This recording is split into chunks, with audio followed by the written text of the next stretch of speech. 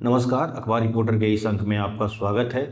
बिहार में चुनाव की वोटिंग परसेंटेज बढ़ाने के लिए सरकार लगातार कोशिश कर रही है, लेकिन इसमें कोई सुधार नहीं हो रहा है। सरकार का अपना अलग-अलग तर्क है। सरकार कहती है कि हम प्रचार के माध्यम से इसमें सुधार लाएंगे, हम जागरूकता अभियान चलाएंगे और सरकार करती भी है।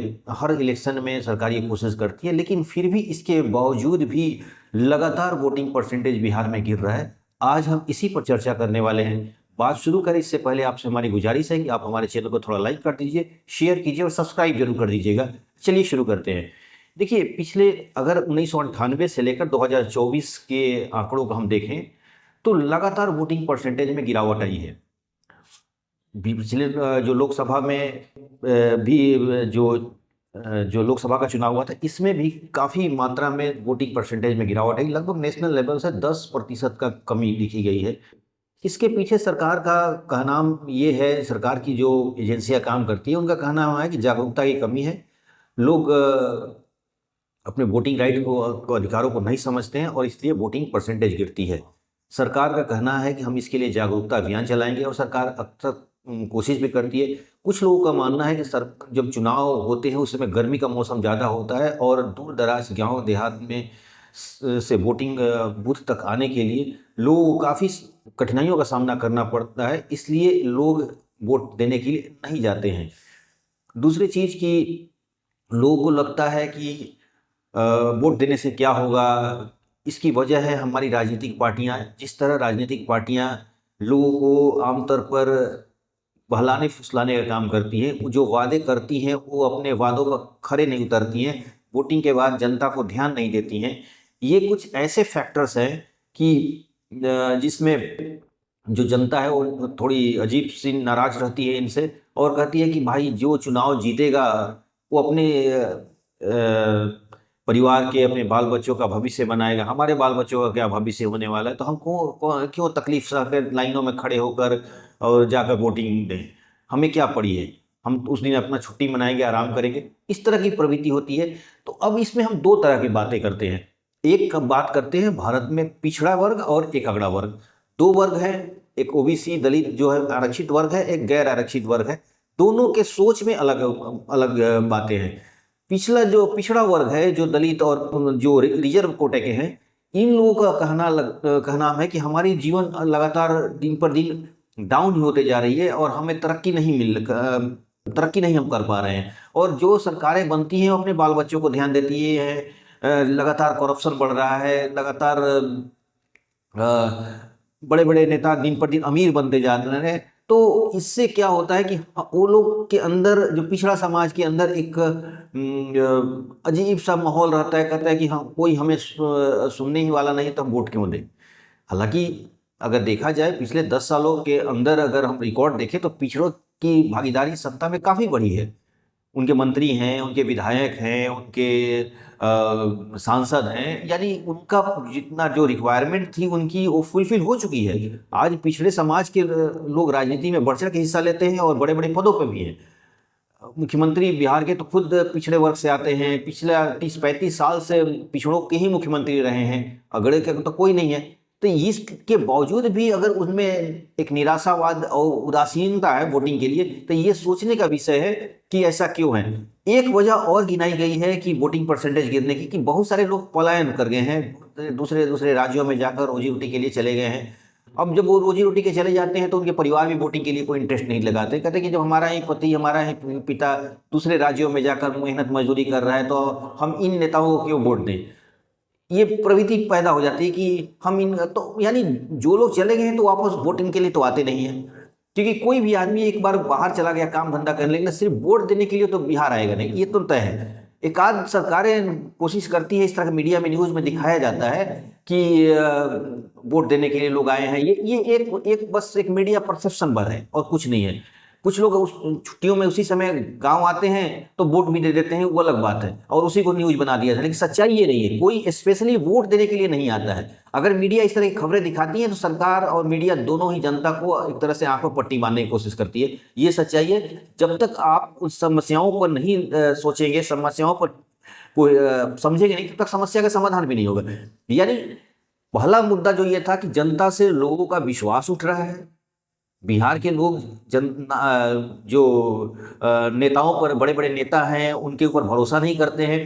डेमोक्रेसी में उनकी भागीदारी सिर्फ प्रतिनिधि भेजने तक रह गई है। यानी अब उनके जाति बिरादरी, उनके समाज के लोग मुख्यमंत्री बन रहे हैं, उनके मंत्री बन रहे हैं, एमपी, विधायक, एमएलए कुछ सब बन रहे हैं, लेकिन उनके जो भागीदारी उस तरह की मिलनी चाहिए, जो उनकी आवाज़ उठानी चाहिए, जो उनकी समस्याओं को खत्म करना चाहिए, उनकी जो ज़रूरतें हैं वो खत्म, जो रोजी रोटी की समस्या है वो खत्म करना चाहिए, वो उस पर ध्यान नहीं हो रहा है। इसकी वजह से ये हो रहा है कि उनमें एक निराशावाद पैदा हो रहा है। दूसरी बात यह है कि जब ये लोग दूसरे राज्यों में चले जाते हैं तो वोटिंग के लिए तो आते नहीं है। अब उनके जो परिवार के सदस्य हैं, जैसे उनके बच्चे हो या बीवी हो गई, पत्नी हो गई, वो भी वोट देने के लिए नहीं जाते हैं, क्योंकि भाई हमको क्या पति, हमारा पति तो खुद ही जाकर दूसरी जगह पर दूसरे राज्यों में मजदूरी कर रहे हैं, तो हम क्यों इन नेताओं के वोट के लिए जाएं। ये बात पिछड़े समाज में, क्योंकि देखिए पिछड़ों में जो पलायन हो रही है वो अस्थायी होती है, यानी सीजनल होती है। यानी बुआई का सीजन आया, शुरू हो गया, वापस चले जाते हैं। बुआई का सीजन खत्म हो गया, बाहर जाकर छोटी मोटी मजदूरी करने लगते हैं। उसी तरह जब उनके पास कुछ काम होता है तो फिर यहीं पर रहते हैं, जब काम नहीं होता फिर वो दूसरे राज्यों में जाकर वो मजदूरी करने लगते हैं। यानी सीजनली उनका पलायन होता है। अब रही बात अगड़ों की, यानी सवर्णों की। सवर्णों में जो पलायन हो रहा है अस्थायी रूप से हो रहा है, यानी परमानेंटली वो जब जाते हैं तो वापस नहीं आते हैं, या आते भी हैं तो नाम मात्रा के आते हैं। उनमें एक ऐसा प्रवृत्ति हो गया कि जहां जाते हैं वहीं बस जाते हैं। ये भी वजह है कि पिछड़ों की तो जो पलायन होता है वो टेम्पररी हो रहा है, वो जाते हैं फिर वापस आ जाते हैं, लेकिन जब अपर कास्ट की जो आबादी चली जाती है वो बाहर वापस नहीं आती है। ये एक भी समस्या है, क्योंकि वो लोग गए, वो जो भी जाते हैं उनमें शिक्षा का काफ़ी प्रसार हुआ है, तो जाते हैं तो कोई अस्थाई काम पकड़ते हैं और अस्थाई जिस काम में लग जाते हैं, फिर वो आते नहीं हैं, फिर उनके माँ बाप भी जाकर वहीं पर शिफ्ट हो जाते हैं और धीरे धीरे उनके जो छोटी मोटी ज़मीनें रहती हैं उसको भी बेच देते हैं। या अब चूंकि जमीन में हुआ क्या है कि अगड़ों में पलायन की जो वजह है कि पहले जो सरकार ने जो जमींदारी एक्ट लाया था तो उसमें उनको जमीनों को एक सीमित कर दिया गया था कि इतना ही जमीन एक परिवार रख सकता है, एक आदमी इतना जमीन रख सकता है, एक कैप लगा दिया था कि इससे ज़्यादा नहीं। बाद में परिवार बढ़ते गया, परिवार बढ़ते बढ़ते उनकी संख्या, मेंबर्स बढ़ती गई और ज़मीनें भी बढ़ती गई। अब ज़मीनें इस लेवल पर आ गई कि अब एक परिवार का उसमें भरण पोषण नहीं हो सकता है, तो वो शिक्षा, उनके पास अच्छा खासा शिक्षा होता है तो बाहर में जाकर अच्छी खासी नौकरियां पकड़ लेते हैं और उसके बाद जो जमीन को मिलती है या तो बेच देते हैं या छोड़ देते हैं इसी तरह, यानी परती छोड़ दे रहे हैं। इससे दो नुकसान हो रहा है। एक तो जब वहां चले जाते हैं तो वापस नहीं आते, जो जमीन यहाँ पर खाली रह जाती है वो जमीन वो या तो बंजर हो रही है या वो इसी तरह परती छूट जाती है। ये भी वजह है। दूसरी चीज की जो सरकार ने जो जातीय जनगणना और आरक्षण नीतियां जो लाई हैं, तो इससे उनको लगता है कि ये सरकार तो हमारी कुछ सुन नहीं रही है, हमारे कोई प्रतिनिधि तो दिन पर दिन कमी हो रही है, जो हमारे जो पहले लीडर्स जाया करते थे तो वो धीरे धीरे कम होते जा रहे हैं, और जो गए भी हों हमारी आवाज़ नहीं उठा रहे हैं, हमारी समस्याओं को नहीं सुनते। तो एक तरह से उनमें उदासीनता आ जा रही है कि भाई हमें वोट नहीं देना है। और एक अच्छा खासा, देखिए इसके लिए जो मैं बता रहा हूँ उसके लिए कोई आधिकारिक आंकड़ा नहीं है, जो कुछ भी मैं बता रहा हूँ वो समाज में होने वाली चर्चाओं के आधार पर बता रहा हूँ। ये मैं फैक्ट आपके लिए साफ कर दूं कि इसका कोई आधिकारिक आंकड़ा नहीं है, कितने प्रतिशत लोग वोटिंग दे रहे हैं, कौन से समाज से जुड़े हुए हैं और कौन से नहीं समाज के लोग वोटिंग नहीं कर रहे हैं। ये मैं बताने की कोशिश कर रहा हूँ कि जो भी वह है एक परसेप्शन के आधार पर या सुनी सुनाई बातों के आधार पर या समाज में जो चर्चाएं हो रही हैं उसके आधार पर। तो मैं बात कर रहा था अगड़ों की। जब अगड़े चले जाते हैं तो वहीं पर जाके अस्थायी रूप से बस जाते हैं, उसके बाद वो वापस नहीं आते हैं। दूसरी चीज कि जो लोग यहाँ पर हैं वो इसलिए भी वोट नहीं देने जाते हैं कि भाई ये जो प्रतिनिधि हमारा खड़ा हुआ है, जो एमपी के लिए जो अमुक पार्टी उसको टिकट दिए, वो हमारी जाति बिरादरी का नहीं है, उसके लिए हम क्यों अपने आप परेशान होने जाए, हम क्यों वोटिंग उनके लिए करने जाए। तो यानी जातीय फैक्टर भी आता है कि वो निचले तबके के लोगों को वोटिंग करने नहीं जाते हैं। ये एक समस्या आती है। दूसरी चीज की जो निचले तबके के जो समाज से लोग राजनीति में आते हैं, मंत्री विधायक बन जाते हैं, उनकी सुनते ही नहीं है, यानी अपर कास्ट की बातें सुनते ही नहीं है।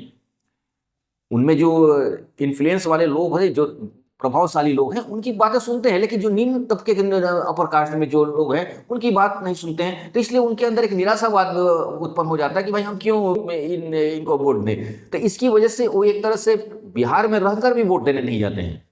दूसरी चीज कि उनकी औरतें अपर कास्ट की जो औरतें होती हैं थोड़ा पर्दे वाली होती हैं, उनमें लाइन लगाकर वोटिंग देने के लिए उनको ये चीज़ अच्छा नहीं लगता है कि भाई जिस आदमी के लिए हम वोट देने के लिए जा रहे हैं ना वो हमारे समाज का है, ना हमारे वर्ग का है, ना वो हमारे गांव जवार का है, कहीं का है ही नहीं, तो हम अपनी औरतों को जाकर उस भीड़ में लाइन लगाकर क्यों उनके लिए वोटिंग देने के लिए जाए। इसलिए औरतें तो बिल्कुल नहीं जाती हैं। मतलब औरतों में अगर देखा जाए अपर कास्ट की औरतें मुश्किल से 5 या 10% जाती होंगी वोटिंग करने के लिए। 95% औरतें वोट करने के लिए नहीं जाती हैं।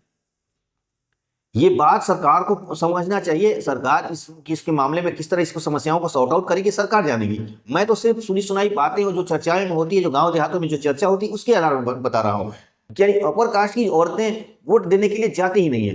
मर्द जो हैं, जो जिनकी उम्र 30 प्लस जो है वो भी नहीं जाते। कहते कि भाई हमको क्या फायदा, वो जो जीतेगा अपने बाल बच्चे को करेगा, अपने समाज के लिए करेगा, आरक्षण की बात करेगा, आरक्षण परसेंटेज बढ़ाने की बात करेगा, अपने समाज को नौकरी की बात करेगा। अपर कास्ट के जो 30 प्लस जो लोग होते हैं वो नहीं जाते हैं।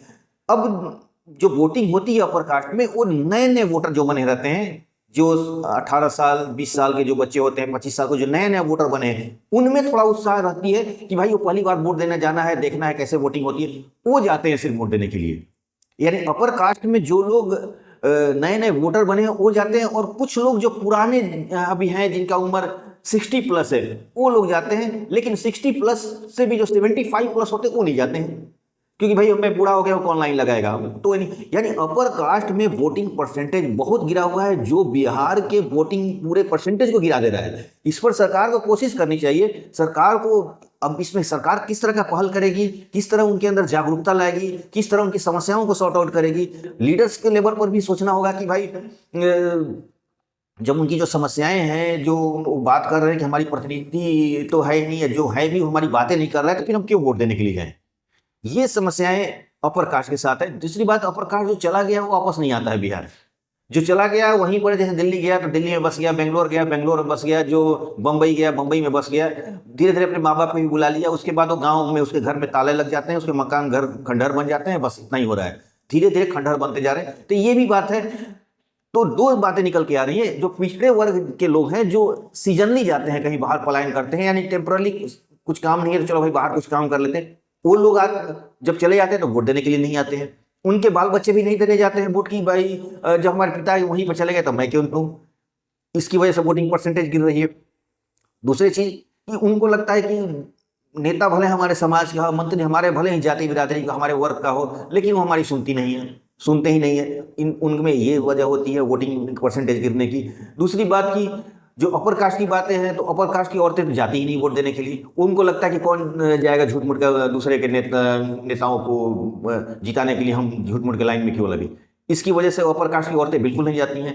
अपर कास्ट के जो मर्द होते हो, जो बिहार में रहते हैं, वो इसलिए नहीं जाते हैं कि भाई हमारी कुछ सुनता नहीं है, सिर्फ आरक्षण की बातें हो रही हैं, सिर्फ पिछड़ों की बातें आती, पिछड़ों की बात, दलितों की बात, हमारी तो कुछ चर्चा ही नहीं होती, तो हम क्यों जाए वोट के लिए। यानी अपर कास्ट के जो नौजवान होते हैं, 30 प्लस के होते हैं, वो लोग नहीं जाते हैं। 60-65 वाले थोड़े बहुत जाते हैं, जो अपने शरीर से थोड़ा ठीक होते हैं। 75 प्लस वो भी नहीं जाते हैं। अपर कास्ट के जो 75 प्लस के लोग होते हैं वो भी नहीं जाते वोट देने के लिए। यानी 50-60 के बीच के थोड़े बहुत जाते हैं, और जो भी जाते हैं, जो नए नए वोटर बने हैं अपर कास्ट में, वो जाते हैं। इसलिए अपर कास्ट का वोटिंग परसेंटेज बहुत डाउन है। इस पर सरकार विचार करे कि भाई अपर कास्ट वोटिंग के लिए क्यों नहीं जा रहा है, उदासीनता क्यों उनके अंदर बढ़ रही है। तो ये जब तक आप इन समस्याओं को आप खत्म नहीं करेंगे, आप कितना भी पोस्टर बना लें, कितना भी बैनर छाप लें, कितना भी लोगों के बीच में जागरूकता फैला लें, समस्याओं को जब तक सॉर्ट आउट नहीं करिएगा, आपको वोटिंग परसेंटेज नहीं बढ़ेगी। ये बिहार की स्थिति है। तो आज के बस इतना ही। नए के साथ फिर आपसे मुलाकात होगी। आपसे बड़ी गुजारिश है कि आप हमारे चैनल को थोड़ा लाइक कर दीजिए, शेयर कीजिए और सब्सक्राइब जरूर कर दीजिएगा। धन्यवाद।